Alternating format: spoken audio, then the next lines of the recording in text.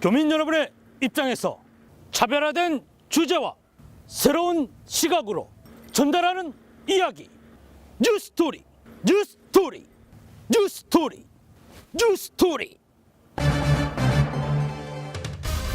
캐나다 이민 카테고리 중 투자 이민에 대한 카테고리가 막혀 있고 많은 한국인들이 워크 퍼밋을 받기 위해 이용했던 요식업에 대한 노동 허가서 발급을 중단한 캐나다 노동청.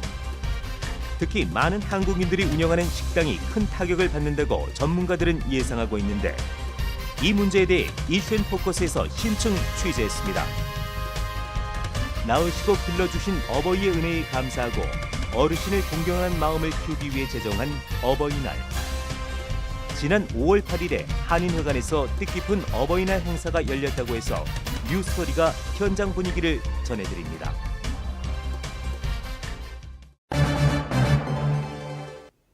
시청자 여러분 안녕하십니까?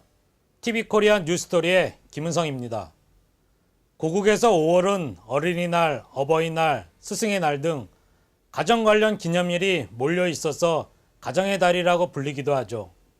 또한 5월 18일 광주 민주화운동도 빼놓을 수 없는 날이기도 하고요. 감사의 마음을 전하는 날이 많은 만큼 가장 가까이 있는 사람에게 감사합니다 라는 말을 건네며 하루를 시작하는 건 어떨까요? 오늘 이슈 앤 포커스에서는 변화된 고용 정책에 대해 알아보았습니다. 오늘은 밴쿠버 고용 정책, 변화하고 있는 고용 정책에 대해서 신방민 PD를 모시고 알아보도록 하겠습니다. 신방민 PD, 안녕하세요. 예, 안녕하세요. 요즘 일부 직종에서 LMO 발급이 중단되었다고 하는데 어찌된 일인가요? 예, 이번 일부 직종에서의 LMO 발급 중단은 실제적으로 맥도날드와 팀홀튼 사건에서 사건을 이제 빌미로 해서 발생한 그런 이제 개정의 변화입니다. 맥도날드와 팀홀튼의 경우 이제 부당한 노동 그리고 이제 임금의 착취 이런 문제들이 사실은 이제 문제가 되었는데요. 이런 문제들 때문에 이제 앞으로 요식업 관련 그리고 숙박업 관련 LMO를 잠정 중단하겠다라고 그 고용부 장관 제이슨 캐니는 발표를 했습니다. 여러분들께서 혹시 이제 뭐 알고 계시겠지만 LMO 같은 경우는 실제적으로 워크 퍼밋이 아닙니다. 즉 취업 비자가 아닙니다. 보통 취업 비자를 받기 전에 LMO라 불리는 노동 의견 허가서를 받게 되는데요. 이것의 경우는 고용을 하려는 사람이 내가 뽑는 직원이 정말이 캐나다에 필요한 직원인가 라는 어떤 의견을 물어보는 사실은 과정입니다. 그래서 이거를 받고 이제 취업 비자를 받는 것이 일반적인 이제 케이스가 되겠는데요. 이번 사건이 사실은 좀 이전 것과 다른 제일 큰 그 이유는 현재 LMO를 진행 중인 사람들조차도 환불까지 해주면서 그 서류를 돌려보낸다는 그런 점이 있다고 저는 생각을 하고 있습니다.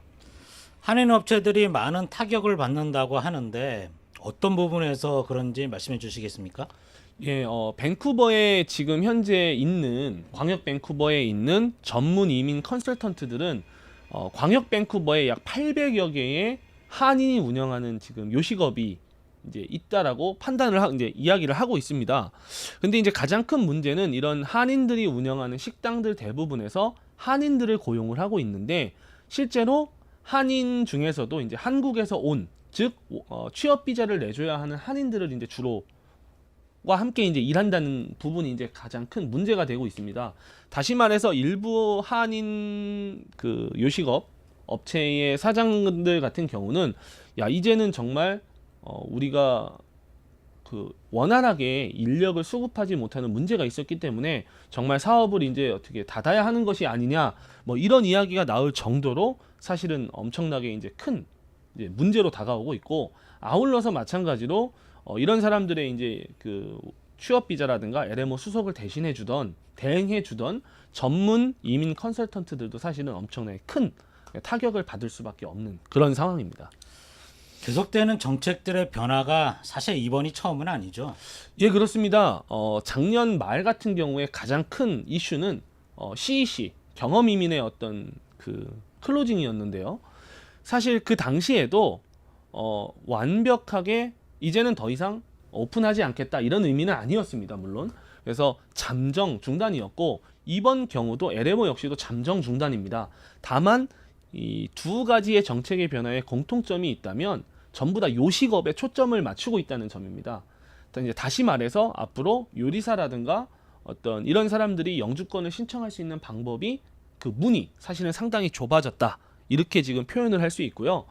캐나다에서 지금까지 계속해서 이야기하는 캐나다가 원하는 사람들, 즉 이민자들은 젊은 나이, 그 다음에 영어의 사용 능력, 그리고 현지에서 학교를 졸업했거나 아니면 전문적인 기술을 원하고 전문적인 기술을 갖고 있는 그런 이민자들을 원하는 것은 변하지 않았습니다.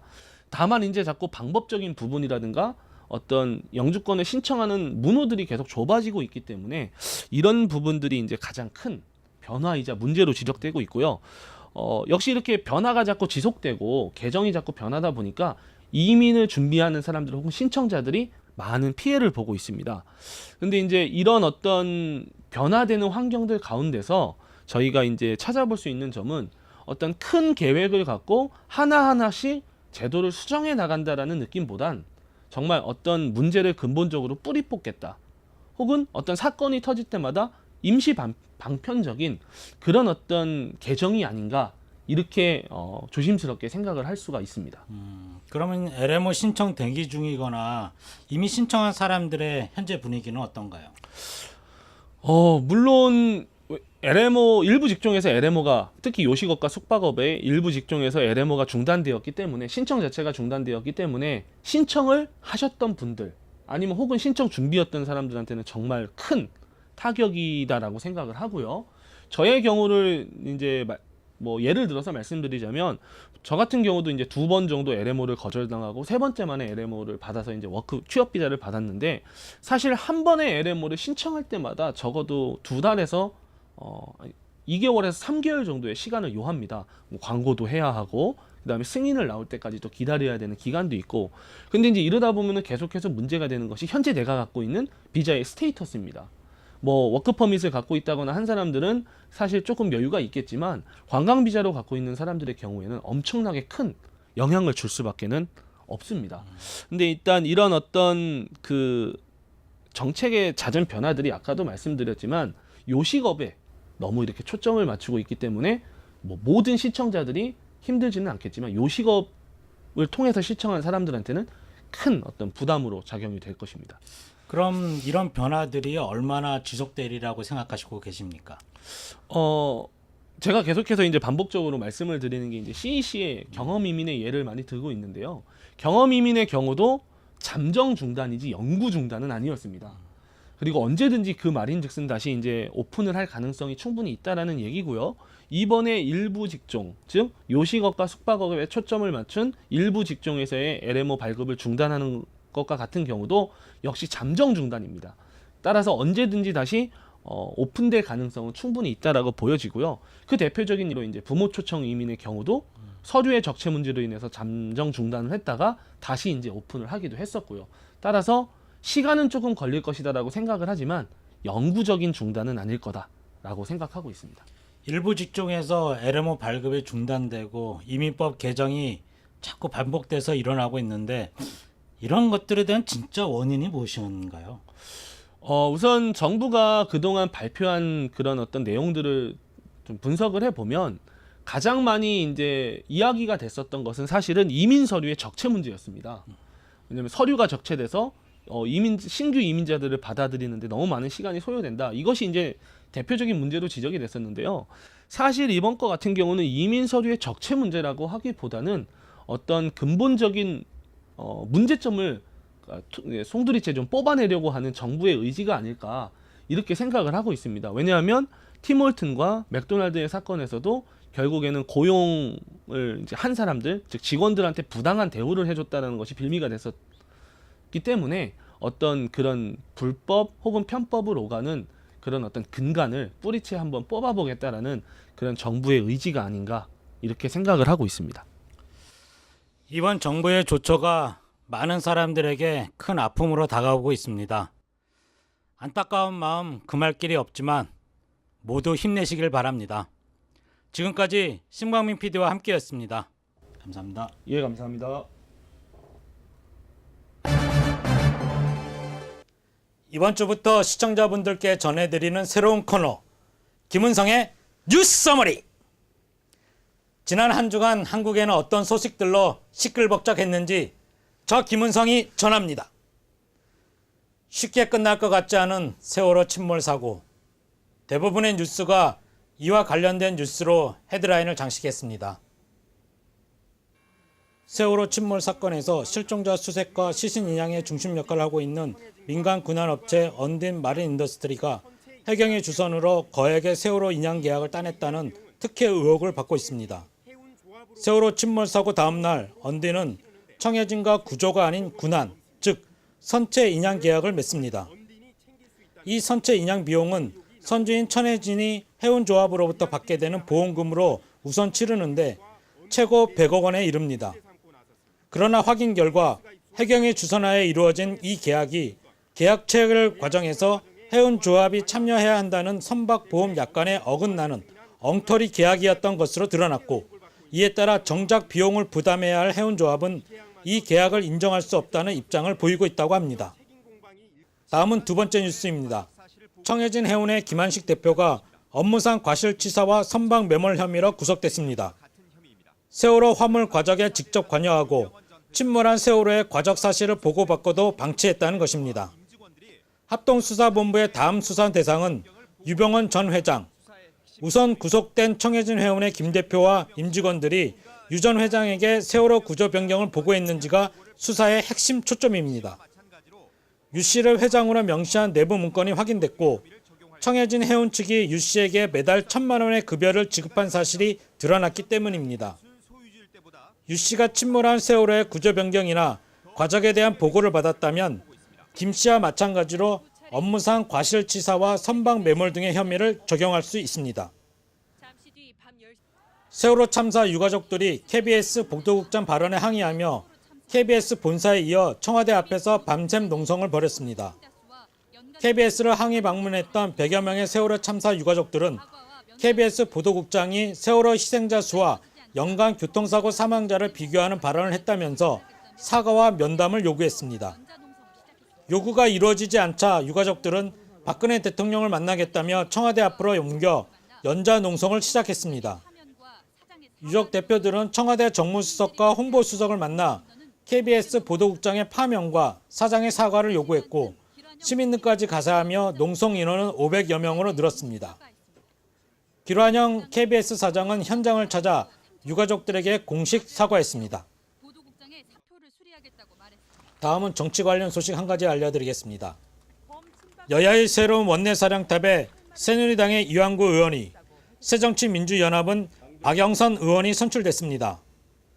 새누리당 차기 원내대표로 추대된 이완구 의원은 충남지사를 역임한 삼선 의원으로 첫 충청 출신 원내대표가 됐습니다. 범친박계로 분류되지만 청와대에 할 말은 하는 원내대표가 되겠다고 밝혔습니다. 새누리당 정책위의장에는 대구 출신의 친이계 삼선인 주호영 의원이 내정됐습니다.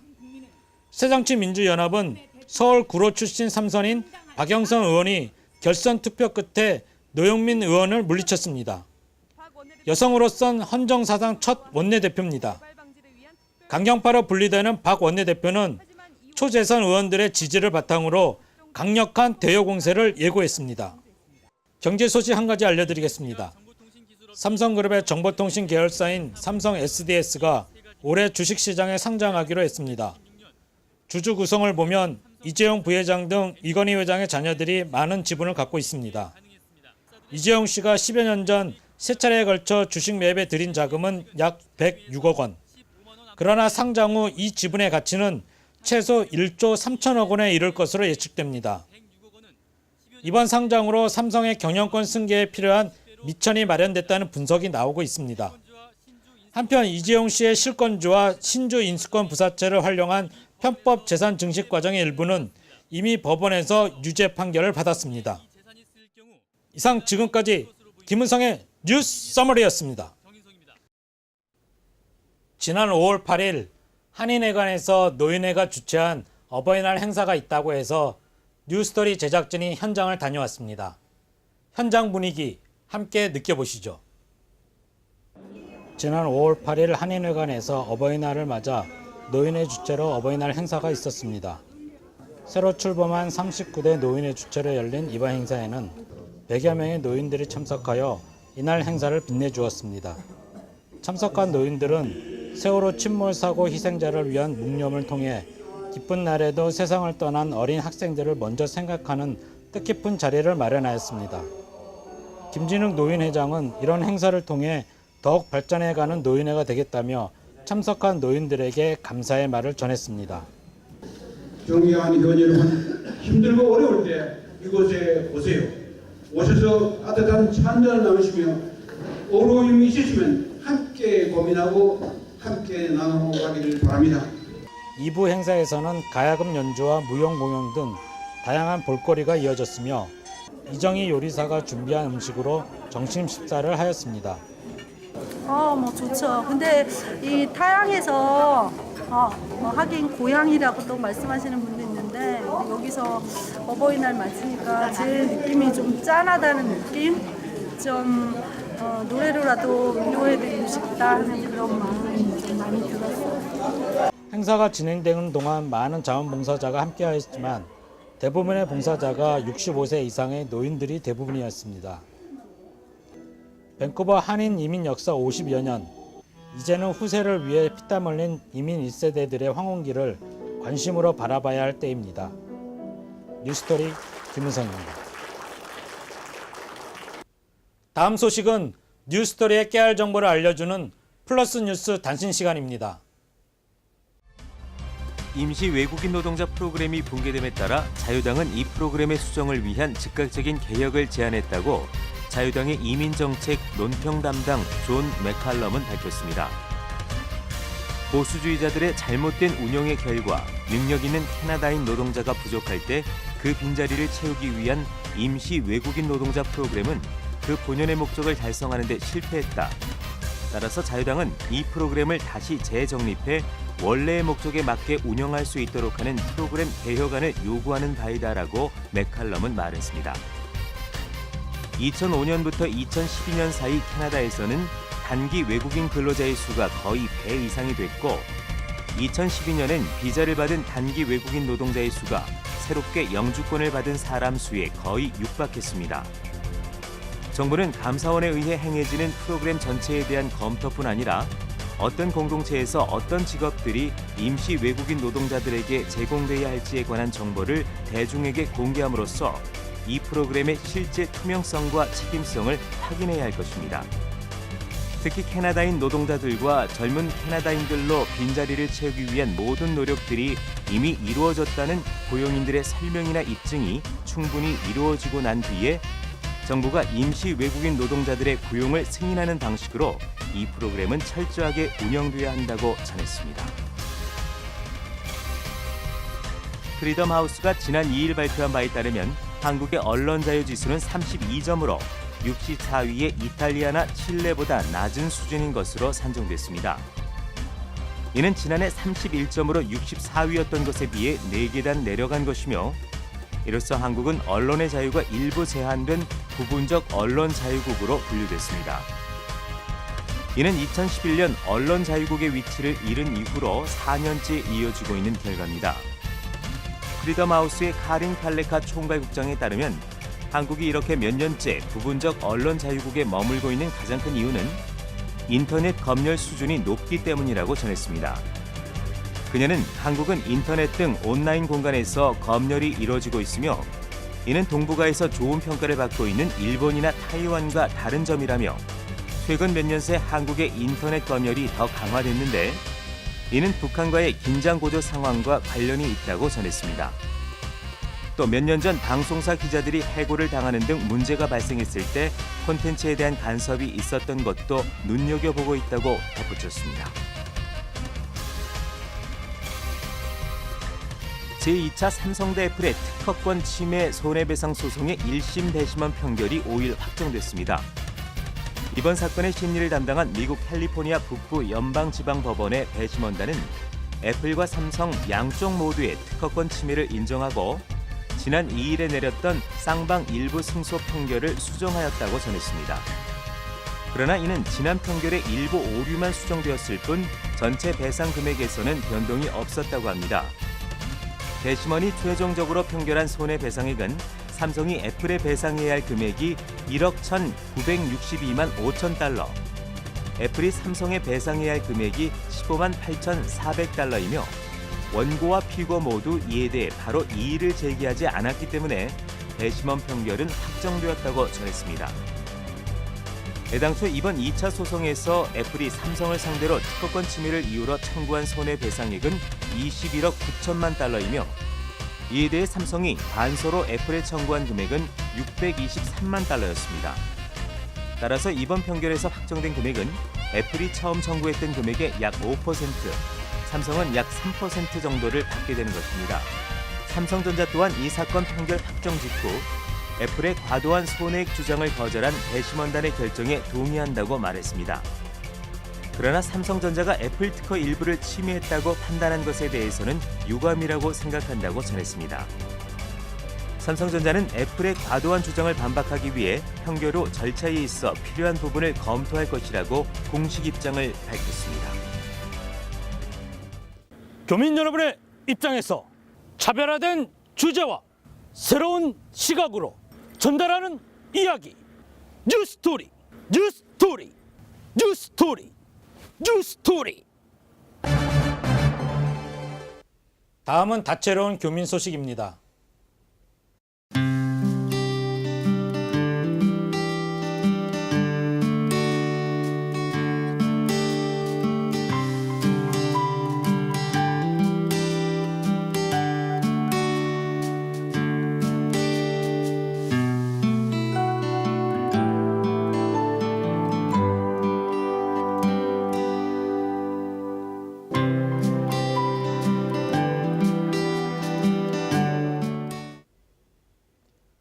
흔히들 11월이 가장 허무하고 우울한 달이라고 생각하지만 실제 우울증이 가장 많은 달과 우울증으로 자살하는 사람이 가장 많은 달은 5월이라고 합니다. 왜냐하면 5월은 말 그대로 분위기가 한창 상승하는 달이고 이로 인해 대부분의 사람들은 그 상승하는 분위기를 즐기지만 그렇지 않은 사람들은 이런 분위기의 상대적 박탈감을 더 느끼게 되어 더 우울해지기 쉽다는 거죠. 이번 한 주는 주위를 둘러보고 사람들에게 당신이 있어서 행복합니다 라고 말을 건네보는 건 어떨까요? 저희가 준비한 소식은 여기까지입니다. 내일도 TV코리아 뉴스토리는 교민 여러분의 소리를 담기 위해 열심히 뛰겠습니다. 희망을 품은 내일이 곧 올 것을 믿습니다. 여러분 고맙습니다.